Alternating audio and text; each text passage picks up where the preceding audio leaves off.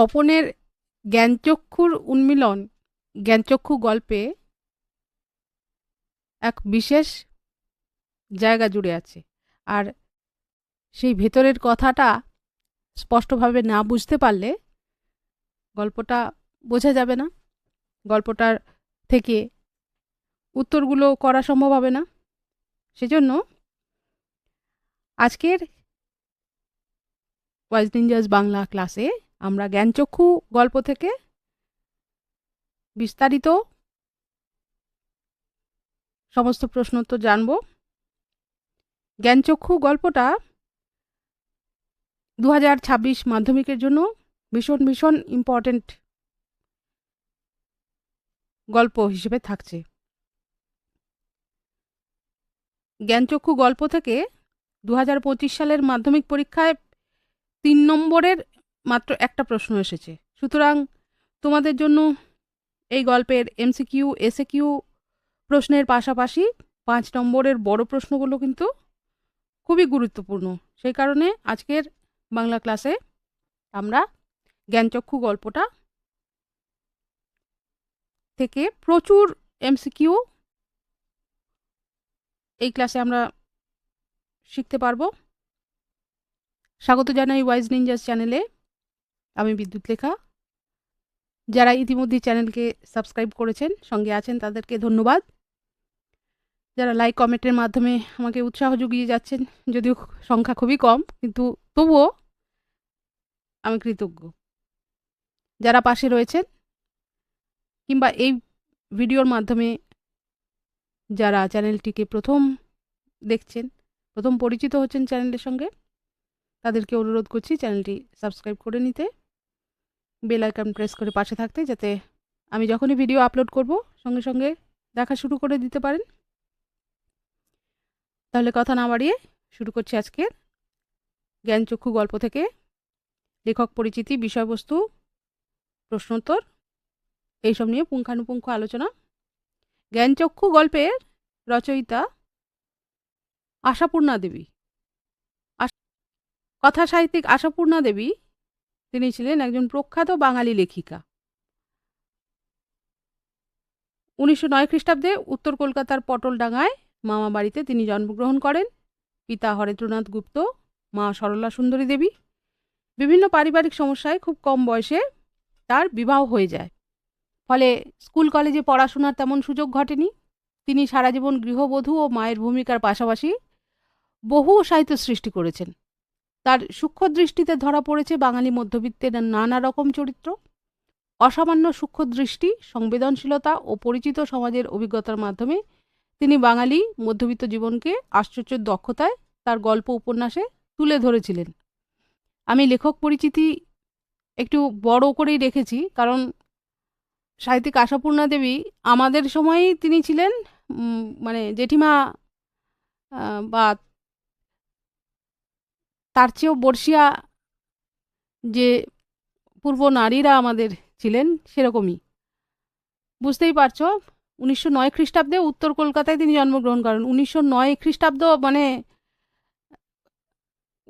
আর তিনি মারা যান 1995 খ্রিস্টাব্দে, মানে কত দিনের মানুষ তিনি।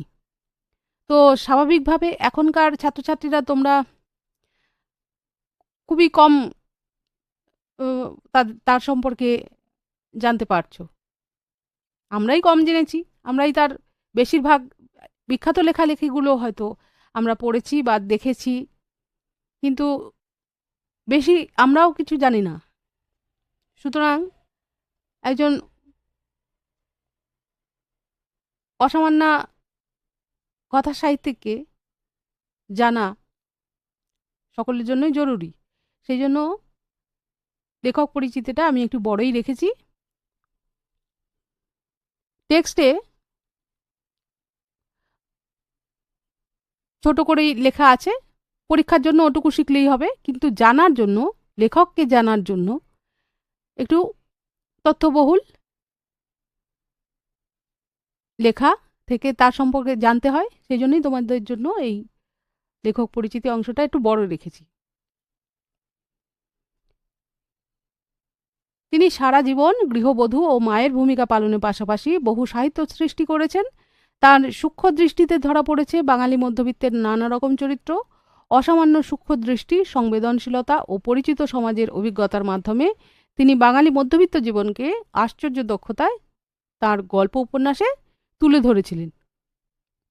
একদিকে যেমন বাঙালি নারীদের সাহস জুগিয়েছেন, অন্যদিকে তেমনি পুরুষদের মানবিক বলকে ফুটিয়ে তুলেছেন। তিনি দীর্ঘ জীবনে অসংখ্য উপন্যাস, গল্প এবং ছোটদের জন্য অজস্র বই লিখেছেন। এগুলির মধ্যে উল্লেখযোগ্য ছোট ঠাকুরদার কাশীযাত্রা, প্রথম প্রতিশ্রুতি, সুবর্ণলতা, বকুল কথা, অগ্নিপরীক্ষা, সাগর শুকায়ে যায়, শশীবাবুর সংসার, সোনার হরিণ ইত্যাদি। এছাড়াও তার উল্লেখযোগ্য গল্প সংকলনগুলির মধ্যে রয়েছে কেশবতী কন্যা, সোনালী সন্ধ্যা, ভোরের মল্লিকা প্রভৃতি। ছোটদের জন্য গল্প সংকলনগুলির মধ্যে হাফ হলিডে, রঙিন মলাট, কুমকুম প্রভৃতি এইসব গ্রন্থগুলি রয়েছে। তার রচিত গ্রন্থ প্রায় 63টি বিভিন্ন ভাষায় অনূদিত হয়েছে। তিনি রবীন্দ্র পুরস্কার, জ্ঞানপীঠ পুরস্কার, সাহিত্য একাডেমি পুরস্কার, একাধিক বিশ্ববিদ্যালয়ের ডিলিট এবং বিভিন্ন সরকারি খেতাবে ভূষিত হন। 1995 খ্রিস্টাব্দে তাঁর দেহাবসান হয়। এবার গল্পের উৎস সম্পর্কে জেনে নেই। আশাপূর্ণা দেবীর রচিত কুমকুম গল্প সংকলন গ্রন্থ থেকে জ্ঞানচক্ষু গল্পটি নেওয়া হয়েছে। জ্ঞানচক্ষু গল্পের বিষয়বস্তু এবার জেনে নিই। বিষয়বস্তু বলার শুরুতে একটু এই গল্পটার পরিচয় নেওয়ার চেষ্টা করেছি। কেমন বলছি, শিশু সাহিত্যিক আশাপূর্ণা দেবীর রচিত কুমকুম গ্রন্থ থেকে নেওয়া জ্ঞানচক্ষু গল্পটি মূলত ব্যঞ্জনাধর্মী একটি গল্প, বা বলা ভালো এটি বাস্তব জ্ঞানকে জাগ্রত করে দেওয়ার গল্প, যার উদ্দেশ্য শিশু মনের প্রকৃত জ্ঞান এবং অনুভূতিকে জাগ্রত করা, যার সাহায্যে সে নিজে বাস্তব সত্যকে যাচাই করতে পারে। দেখো, ব্যঞ্জনাধর্মী, ব্যঞ্জনা অর্থ হচ্ছে যা কিছু লেখ্য বা কথ্য বা শিল্পরূপে কোনো স্রষ্টা সৃষ্টি করে, তাকে যেভাবে দেখা যায় তার ভিতরে আরেক ধরনের অর্থ উন্মোচিত হয়। তো এই যে আরও ভিন্ন ভিন্ন অর্থ লুকিয়ে থাকে একই জিনিসের মধ্যে, একেই বলা হচ্ছে ব্যঞ্জনা। যা কিছু দেখা যাচ্ছে তাকে যেভাবে আমরা দেখছি তা আরও ভিন্ন ভিন্ন কথাও বলে। এই যে বিষয়টা, এটা হচ্ছে ব্যঞ্জনা। তো এই যে জ্ঞানচক্ষু গল্পটা, এটাও ব্যঞ্জনা ধর্মী। কি ব্যঞ্জনা দেয়? তপনের জ্ঞানচক্ষু উন্মোচনের যে গল্প এখানে বলা হয়েছে, তার মধ্যে দিয়ে তপনের বাস্তব জ্ঞানের জাগরণ, এই কথা জ্ঞানচক্ষু গল্পের মধ্যে দিয়ে বলা হয়েছে। এবার আমরা গল্পের বিষয়বস্তুর ভিতরে যদি ঢুকি, আমরা গল্পের প্রথমে এবং শেষের দিকে দেখতে পাচ্ছি প্রধান চরিত্র হিসেবে কিশোর তপনের জ্ঞানচক্ষুর উন্মোচন ঘটেছে, অর্থাৎ তপনের বাস্তব জ্ঞানের চোখটি খুলে গেছে। সে এতদিন জানত লেখকরা অন্য জগতের মানুষ, সাধারণ মানুষের মতো তাদের জীবনযাপন নয়। তারপর তপন গরমের ছুটিতে ছোট মাসির বিয়ে উপলক্ষে মামার বাড়িতে প্রথম তার লেখক ছোট মেশোকে দেখে তার জ্ঞানচক্ষুর উন্মেষ ঘটে। খুব কাছ থেকে লেখক মেশোকে দেখে তপনের মনে লেখক হওয়ার আনন্দ জেগে ওঠে। এই সময় তপন তার প্রথম দিন স্কুল ভর্তি হওয়ার অভিজ্ঞতা আর অনুভূতির গল্পটি লিখে ফেলে দুপুরবেলায় 3 তলার সিঁড়িতে বসে। লেখা শেষ হলেই তপন আনন্দে এবং উত্তেজনায় নিচে ছুটে এসে বন্ধুসুলভ ছোট মাসির হাতে তুলে দেয়। ছোট মাসিও আবার সেটা ছোট মেশোর হাতে তুলে দেয়। বিকেলে চায়ের টেবিলে ছোট মেশো তপনের গল্পটা পড়ে শ্বশুরবাড়ির লোকজন অর্থাৎ তপনকে খুশি করতে বলে ওঠে, তোমার গল্পটা দিব্যি হয়েছে, কিন্তু কিছু জায়গায় কারেকশন করতে হবে বলে গল্পটা সন্ধ্যাতারা পত্রিকায় ছাপিয়ে দেওয়ার প্রতিশ্রুতিও দিয়েছেন। শেষমেশ তিনি গল্পটি সন্ধ্যাতারা পত্রিকায় ছাপিয়ে দেন। এর বেশ কয়েকদিন পর তপনের বাড়িতে ছোট মেশো ও মাসি এলেন তপনের গল্প ছাপা আছে যাতে সন্ধ্যাতারা পত্রিকার সেই সংখ্যাটি নিয়ে। তাদের আসতে দেখে তপনের বুকের রক্ত ছলকে ওঠে। মায়ের নির্দেশে তপন গল্পটা পড়ে শোনাতে গিয়ে দেখে তার গল্পের নামটা শুধু আছে, আর গল্পের ভেতরকার কাঁচা লেখাগুলি মেসো সব পাল্টে দিয়েছেন। তখন তপনের মনে ভীষণ কষ্ট হলেও বাস্তবে তার বুদ্ধি খুলে যায়। এই যে বুদ্ধি খুলে যাওয়া, এটাই হচ্ছে জ্ঞানচক্ষু খুলে যাওয়া। ঠিক আছে? আচ্ছা, তারপর কি হলো? তারপর তপন নিজের মনকে শান্ত রাখে এবং মনে মনে কঠোর সংকল্প নেয় যে যদি কখনো তপনকে কোনো পত্রিকায় লেখা ছাপাতে দিতে হয় তাহলে সে নিজেই গিয়ে সেটা দেবে, কোনো দিনও আর অন্য কারোর দ্বারস্থ হবে না। এই গেল গল্পের মূল বিষয়বস্তু। এবার এমসিকিউতে চলে যাই। যেহেতু জ্ঞানচক্ষু গল্পটা এবারের মাধ্যমিকের জন্য ভীষণ ইম্পর্ট্যান্ট, সেজন্য প্রচুর পরিমাণে এমসিকিউ দিয়েছি। এই এমসিকিউ চর্চা করলেই তোমাদের অনেকখানি এসএকিউ উত্তর রেডি হয়ে যাবে। তবু এই সব কিছুই আমি দিয়ে দেব। তাহলে শুরু হোক।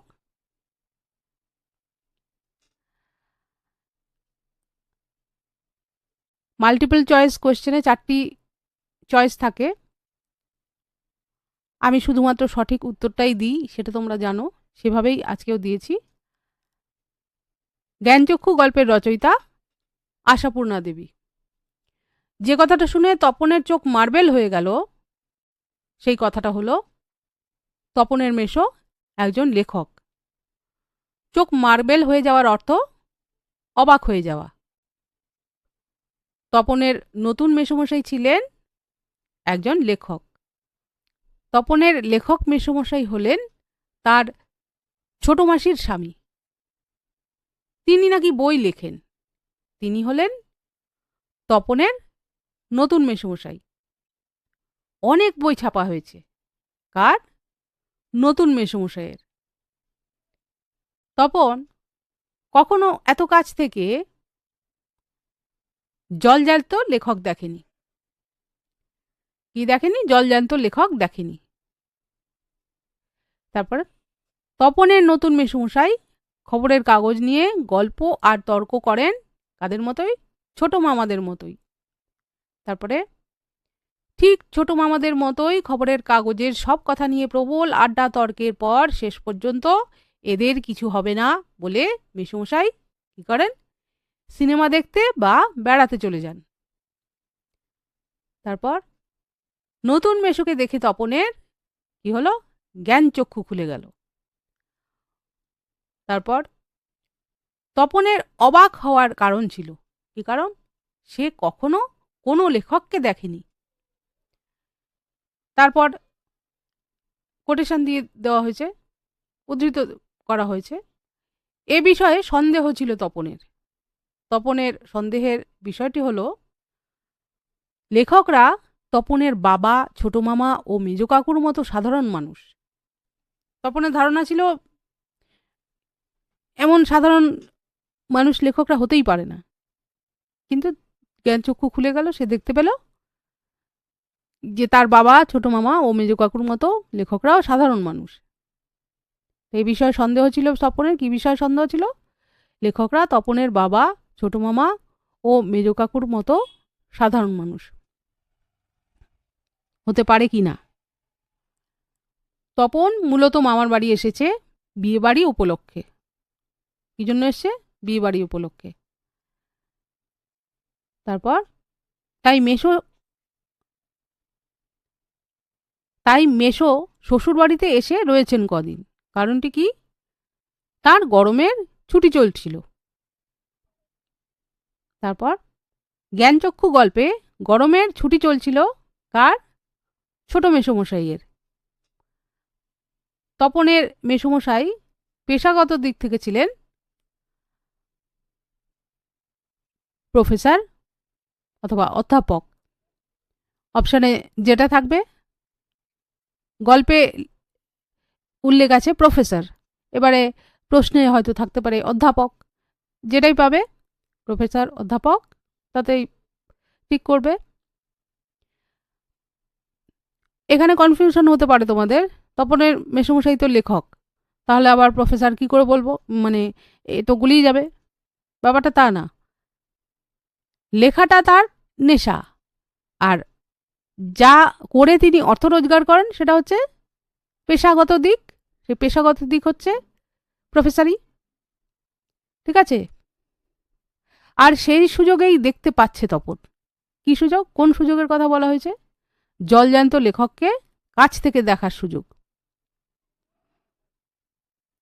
আর সেই সুযোগেই দেখতে পাচ্ছে তপন।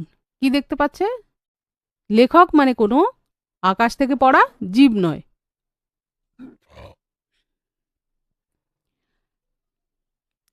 তোমরা হয়তো ভাবছো এখনকার এই কবেকার লেখা, এখনকার ছেলেপুলেরা কি এরকম ভাবে নাকি? না, সত্যি এরকম ভাবে না। আমারই ছোটবেলায়, তখন আমরা না মানে এখন ছেলেদের বাচ্চা কাচ্চাদের দেখি, কথাবার্তা শুনি, আর আহ, ভাবি আমরা কত বাচ্চা ছিলাম, আর এরা কত বাচ্চাতেই কত অ্যাডভান্সড। তার কারণ আছে, টেকনোলজি কত তোমাদের জ্ঞানচক্ষু খুলে দিচ্ছে। আমাদের সেই জ্ঞানচক্ষুটা কেবল প্রকৃতির মধ্যে শান্তি দেখতে পেত, খেলা দেখতে পেত, রং দেখতে পেত। তোমরা তো নানান চাপে সেদিক থেকে তোমাদের দৃষ্টি সরে গেছে, যার ফলে ওই তপনের ওই আশ্চর্য হওয়ার আহ, যে কথাগুলি এখানে বলা হয়েছে সেগুলো ওই আমাদের সময়কার এরকম ব্যাপার ছিল আর কি। হুম, মানে আমাদেরও আগের ব্যাপার। সুতরাং আহ, এই অবাক হওয়ার সুযোগটা তপনের ছিল, আমাদের পর্যন্ত হয়তো ছিল। যাই হোক, তো যেটা বলছিলাম, আর সেই সুযোগেই দেখতে পাচ্ছে তপন। কি দেখতে পাচ্ছে? কোন সুযোগের কথা বলা হয়েছে? জলজ্যান্ত লেখককে কাছ থেকে দেখার সুযোগ। আর সেই সুযোগেই দেখতে পাচ্ছে তপন। কি দেখতে পাচ্ছে? লেখক মানে কোনো আকাশ থেকে পড়া জীব নয়। তপন প্রথম কি লিখেছিল? গল্প লিখেছিল।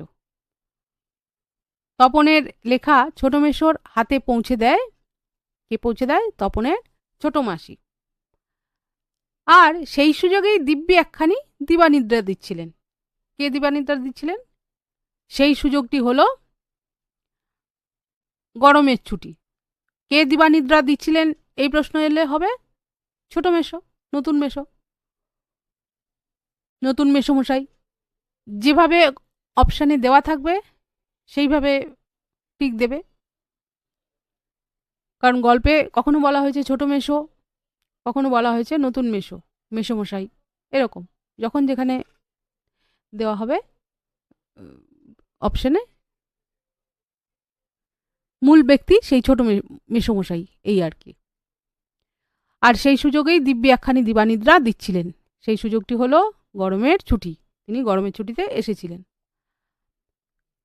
তারপর ছোট মাসি সেই দিকে ধাবিত হয়। কোন দিকের কথা বলা হয়েছে? ছোট মেশোর দিকে। ওই গল্পটা নিয়ে ছুটে তাকে দেখাতে যাবে আর কি, সেই জন্য ছোট মাসি সেই দিকে ধাবিত হয়। কোন দিকের কথা বলা হয়েছে? ছোট মেশোর দিকে। তপনের ছোট মাসি যখন ছোট মেশোর দিকে ধাবিত হয়, তিনি তখন কি করছিলেন? মেশোমশাই কি করছিলেন? দিবানিদ্রা দিচ্ছিলেন। তখন অবশ্য না বলে প্রবল আপত্তি তোলে। তপনের এরকম প্রবল আপত্তির কারণ কি ছিল? তার লেখা গল্প ছোট মেশোকে দেখানো হবে। মাসির এই হইচইতে মনে মনে পুলকিত হয় কে? তপন। রত্নের মূল্য শূন্যস্থান পূরণ জহুরির কাছে। তারপর উদ্ধৃতি, মেশোর উপযুক্ত কাজ হবে সেটা। উপযুক্ত কাজটি হলো কি? তপনের গল্প ছাপিয়ে দেওয়া। তারপর যে পত্রিকায় তপনের গল্প ছাপানোর কথা হয়েছিল, পত্রিকাটির নাম কি ছিল? সন্ধ্যা তারা। তোমার গল্প তো দিব্যি হয়েছে। বক্তা কে? ছোট মেশো। আবার ওই উদ্ধৃতিটা, তোমার গল্প তো দিব্যি হয়েছে, কাকে উদ্দেশ্য করে বলা হয়েছে? তপনকে। তারপর তপনের লেখা ছাপার আগে যা করা দরকার, কি করা দরকার, একটু কারেকশন করা দরকার। তখন প্রথমটা ভাবে ঠাট্টা।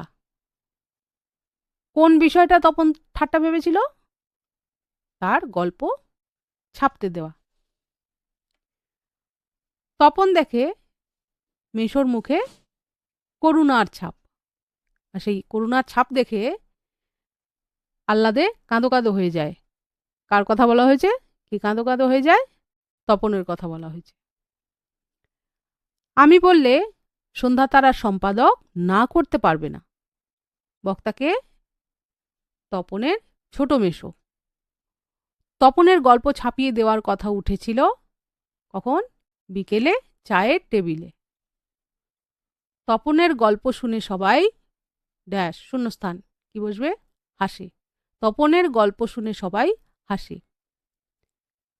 উদ্ধৃতি এরপর, না না, আমি বলছি তপনের হাত আছে। এখানে তপনের হাত বলতে কি বোঝানো হয়েছে? এই উদ্ধৃতির মাধ্যমে বলা হচ্ছে যে তপনের লেখার হাত আছে। তারপর, সাধারণত তপনের বয়সী ছেলে মেয়েদের গল্প লেখার বিষয় হলো রূপকথা, খুন জখম, অ্যাক্সিডেন্ট, না খেতে পেয়ে মরার গল্প। এর মধ্যে যে কোনো একটাই থাকতে পারে অপশানে। বা একসাথেই যদি দেওয়া হয় রূপকথা, খুন জখম, অ্যাক্সিডেন্ট, না খেতে পেয়ে মরার গল্প, এই যে লাইনটাই দিয়েছি এইটা গল্পে আছে।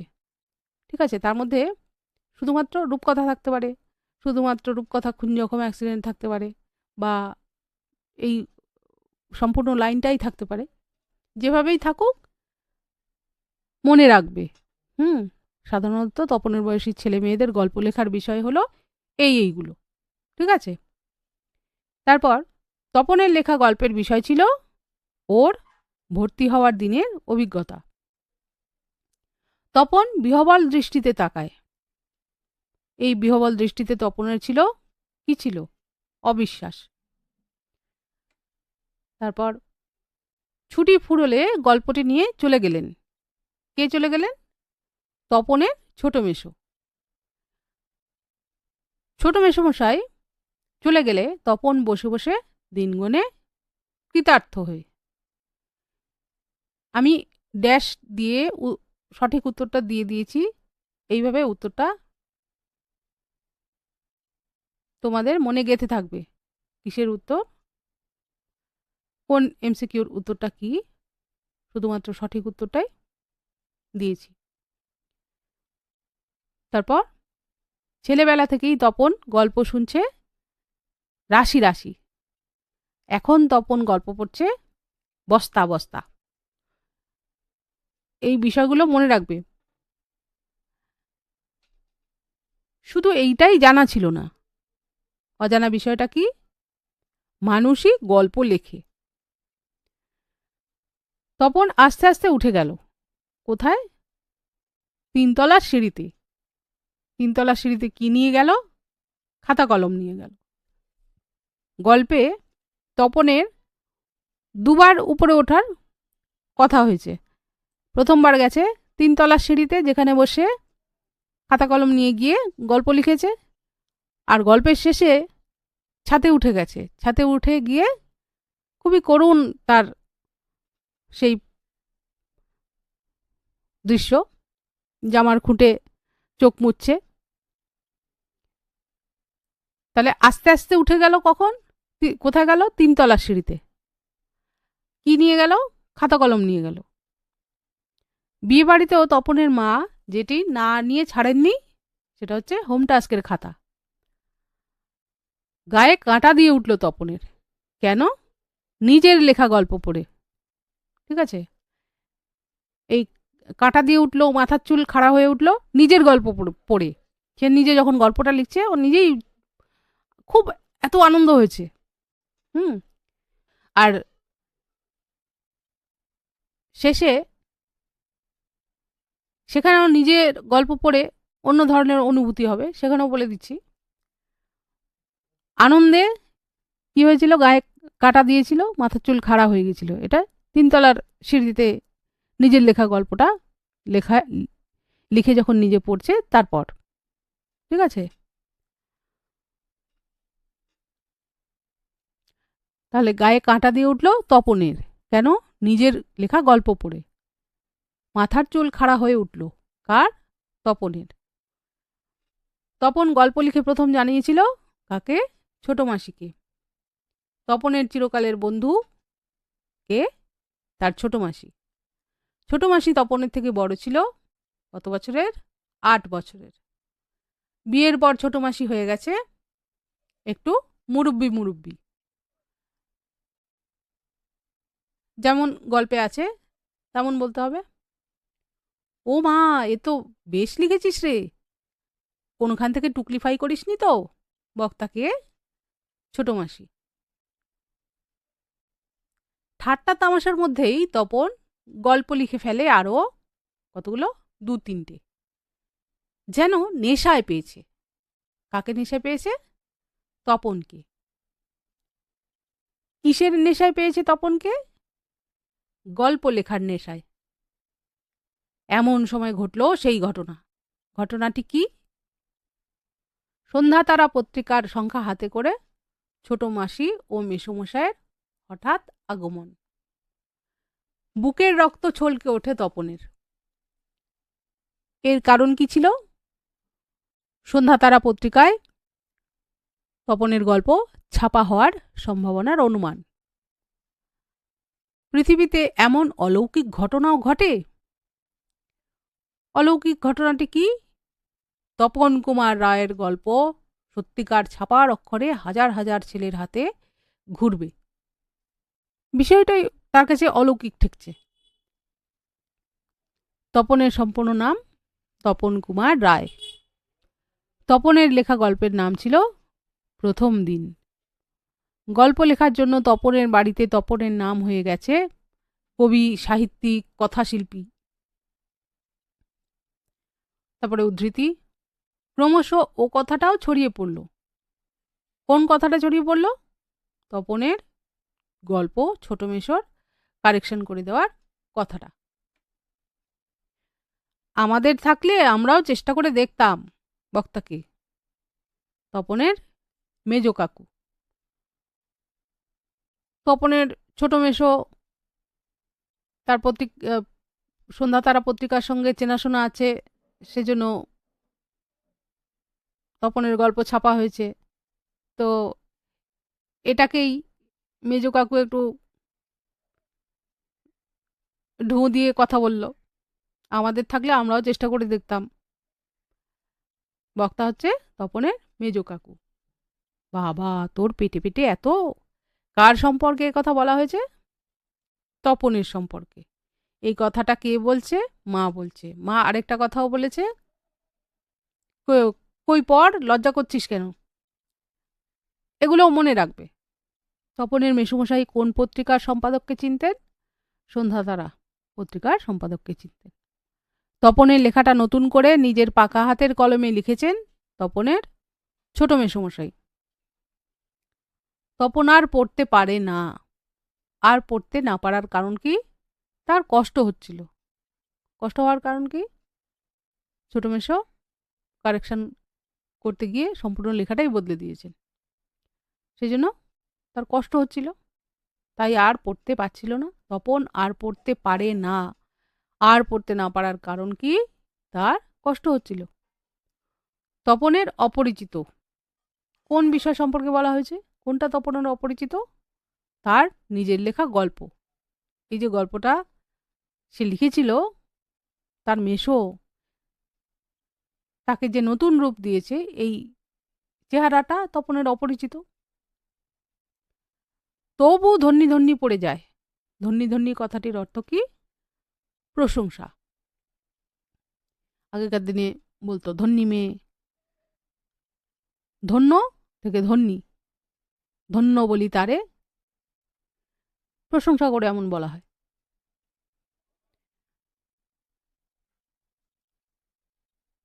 আজ যেন তার জীবনের সবচেয়ে দুঃখের দিন। কোন দিনটাকে তপন এমন মনে করছে? নিজের গল্প ছাপার অক্ষরে দেখার দিন। এটা তো সুখের দিন হওয়ার কথা ছিল, কিন্তু এটা দুঃখের দিন হিসাবে সে কেন দেখতে পাচ্ছে? কারণ তার লেখাটাই বদলে গেছে। নতুন মেশো কাঁচা লেখা সন্ধ্যাতারা পত্রিকা তো ছাপবে না, তখন নিজেই কারেকশন করে দিয়েছেন। সেই জন্য তার নিজের লেখাটা অপরিচিত এই দেখে সবাই এই নতুন লেখাটাকে ধন্য ধন্য করছে, কিন্তু তপনের যে লেখাটা ছিল সেটাই তো বদলে গেছে। তাই আজ যেন জীবনের সবচেয়ে দুঃখের দিন। কোন দিনটিকে তপন এমন মনে করছে? নিজের গল্প ছাপার অক্ষরে দেখার দিন। কি রে, তোর যে দেখি পায়া ভারী হয়ে গেছে। পায়া ভারী কথাটির অর্থ কি?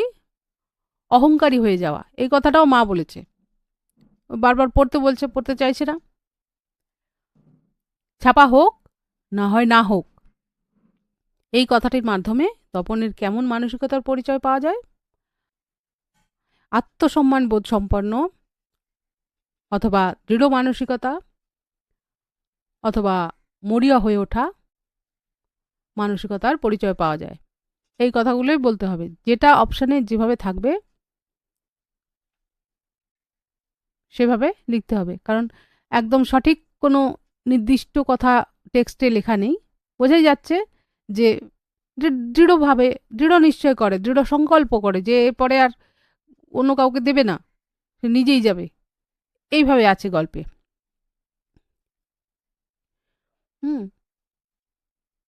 তো মানসিকতা অপশনের মধ্যে যেভাবে দেখাবে, আত্মসম্মান বোধ সম্পন্ন, দৃঢ় মানসিকতা সম্পন্ন বা দৃঢ় মানসিকতা পরিচয় পাওয়া যায়। মরিয়া হয়ে ওঠা মানসিকতার পরিচয় পাওয়া যায়। মরিয়া হয়ে ওঠা এখানে অতটা নয়, আত্মসম্মান বোধ সম্পন্ন হয়ে ওঠা, দৃঢ় মানসিকতার পরিচয় তার মধ্যে ফুটে উঠছে, এগুলো দেখা গেছে। ঠিক আছে? তপনকে যেন আর কখনো শুনতে না হয়। কি শুনতে না হওয়ার কথা বলা হয়েছে? অন্য কেউ তার গল্প ছাপিয়ে দিয়েছে। কারণ এই যদি ছাপতে না দিত তাহলে তো এই কাণ্ডটা হতো না। কিন্তু তবুও সে এই ঘটনার অভিঘাতে সে থেকে শিখছে, তার জ্ঞানচক্ষু খুলে যাচ্ছে, বুদ্ধি খুলে যাচ্ছে। তার চেয়ে দুঃখের কিছু নেই, তার থেকে অপমানের। কোন বিষয় সম্পর্কে বলা হয়েছে? নিজের গল্পে অন্যের লেখা লাইন পড়া। মেশো তো বদলে দিয়েছেন, তার নামটাই আছে গল্পে তপনের, আর বাকি সবটা মেশোর লেখা। তিনি কাঁচা লেখা বদলে দিয়েছেন, সেটাই তার কাছে সে অনুভব করতে পারছে। তারপর কিন্তু যখন দেখে মেশোর মুখে করুণার ছাপ, তখন আহ্লাদে ড্যাশ শূন্যস্থান শব্দ বসাতে হবে, আহ্লাদে কাঁদো কাঁদো হয়ে ওঠে। তপনের গল্পটা হাতে পেয়ে ছোট মেসোমশাই কি বলেছিলেন? গল্পটা একটু কারেকশন করতে হবে। গল্প পড়ার পর তপন সংকল্প করে ভবিষ্যতে নিজের লেখা নিজে গিয়ে ছাপতে দেবে। এটা শেষের দিকে। প্রথমে যখন নিজের গল্প নিজে পড়ছে তখন গায়ে কাঁটা দিয়ে উঠছে, মাথার চুল খাড়া হয়ে উঠছে আনন্দে, ওগুলো আনন্দে। আর এখানে গল্প পড়ার পর তপন সংকল্প করে, এই যে দেখো সংকল্প করে, তাহলে সংকল্প করছে, দৃঢ় সংকল্প হয়, দৃঢ় মানসিকতার পরিচয় সে দিচ্ছে, সংকল্প করছে। কি সংকল্প করছে? ভবিষ্যতে নিজের লেখা নিজে গিয়ে ছাপতে দেবে।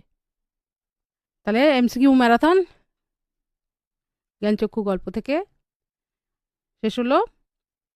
এবার জ্ঞানচক্ষু গল্পের যে এসে কিউ, প্রচুর এসে কিউ থাকবে, ডেসক্রিপটিভ কোশ্চেন আনসার থাকবে, চরিত্র বিশ্লেষণ, তপনের চরিত্র, মুখ্য চরিত্র, গৌণ চরিত্র, এসব চরিত্র বিশ্লেষণ, এই সমস্ত কিছু আমি প্রচুর উত্তর, তো প্রচুর প্রশ্নোত্তর, এগুলো একটু বুঝিয়ে না বললে বুঝতে পারবে না, যার ফলে লাইভ ভিডিওতে এগুলো পুঙ্খানুপুঙ্খ আমি আলোচনা করে দেব এবং প্রশ্নোত্তরও দিয়ে দেব। মুখে বলে দেব আর কি, তোমাদের একটু নিজে নিজে লিখে নিতে হবে। আমি যখন বলি যে উত্তর লিখিয়ে দেব বা উত্তর থাকবে এর পরের ইয়েতে থাকবে, ভিডিওতে থাকবে, তোমরা আশা করি লাইভ ভিডিওগুলো দেখছো। সেই লাইভ ভিডিওতেই জ্ঞানচক্ষু গল্পের এসএকিউ, ডেসক্রিপটিভ, চরিত্র বিশ্লেষণ এই সমস্ত কিছু দিয়ে দেওয়া হয়েছে। তাহলে ভালো করে দেখো, সেগুলো ভালো করে পড়ো। লাইভ ভিডিওতে টাইম স্ট্যাম্প দিয়ে দিচ্ছি, নিজেদের সময় করে সেগুলো দেখে নিও। একবারে একটানা দেখতে না পারলে অসুবিধা নেই, কারণ আমি একসাথে সময় পাই না বলে, যখন সময় পাই তখন লাইভ করে তাতে প্রশ্নোত্তর যেগুলো না দিলেই নয়, একটু বিস্তারিতভাবে সেগুলো দিয়ে দিই, সেগুলো দেখে নিও। আজ তাহলে এ পর্যন্তই, দেখা হচ্ছে পরের ভিডিওতে। এরকমই পরীক্ষার জন্য,